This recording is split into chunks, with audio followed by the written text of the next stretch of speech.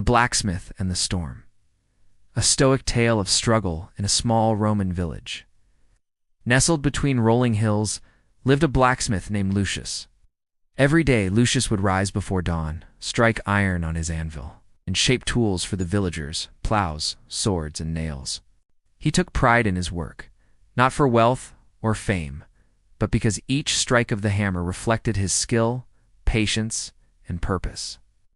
One year, as autumn winds began to rise, the skies darkened ominously. A storm swept across the village with unexpected fury. The wind tore at roofs and torrents of rain flooded the streets. Lucius's workshop, which he had built with care over decades, was badly damaged. The roof collapsed, and many of his tools were destroyed or swept away.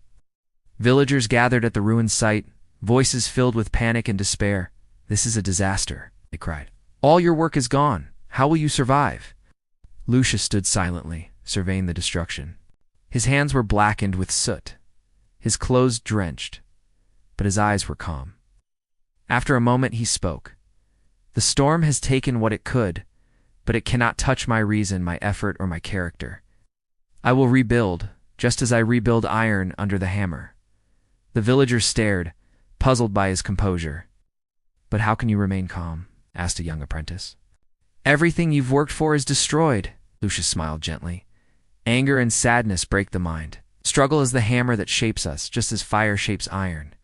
If I let it control me, I am broken. If I endure it, I am forged." And so he began. Lucius salvaged twisted pieces of metal from the debris.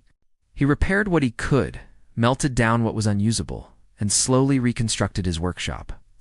He worked tirelessly, day and night, facing exhaustion, hunger, and rain. Yet he never complained, never succumbed to despair. Months passed. By winter, the workshop stood stronger than before. The tools he forged now were more precise, more resilient than anything he had made before the storm. Villagers who had once doubted him now marveled at his determination. One evening the young apprentice asked again, "Master Lucius, I still don't understand. Were you not afraid or angry?" Lucius looked at him, eyes reflecting both wisdom and quiet joy. "Fear and anger are luxuries the mind cannot afford when duty calls. Life will bring storms, but they are not enemies. They are teachers. Each struggle strengthens your body, sharpens your mind, and hardens your spirit. Remember, the obstacle on the path becomes the path itself." And so Lucius lived the rest of his life, never avoiding hardship, never yielding to despair. He became a symbol in the village not because he avoided suffering, but because he met it with courage, reason, and resilience. His life was a testament to the Stoic truth that struggle, when met with discipline and calm, transforms weakness into strength,